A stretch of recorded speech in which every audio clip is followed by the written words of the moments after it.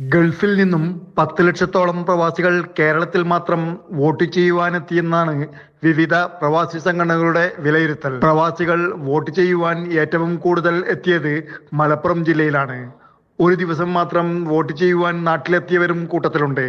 ജിദ്ദയിലെ സാമൂഹിക സാംസ്കാരിക രംഗത്തുള്ളവർക്ക് സഹായിയാകാറുള്ള ആതുര സേവന രംഗത്തെ പ്രമുഖൻ VP മുഹമ്മദ് അലി വോട്ട് ചെയ്യുവാൻ ഒരൊറ്റ ദിവസത്തേക്ക് മാത്രമാണ് ജിദ്ദയിൽ നിന്നും നാട്ടിലേക്ക് പോയത്.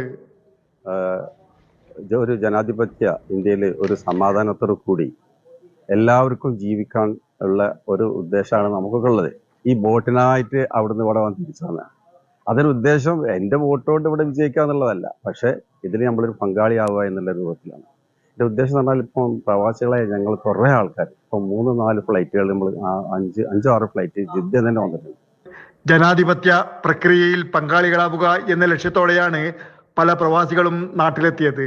ജിദ്ദ KMCCയുടെ വക പ്രത്യേക ചാർട്ടേഡ് വിമാനങ്ങൾ വരെ വോട്ട് ചെയ്യുന്ന പ്രവാസികൾക്ക് നാട്ടിലെത്തുവാൻ ഏർപ്പെടുത്തിയിരുന്നു. Jafar Ali, Palakkode, Mathrubhumi news, Jeddah.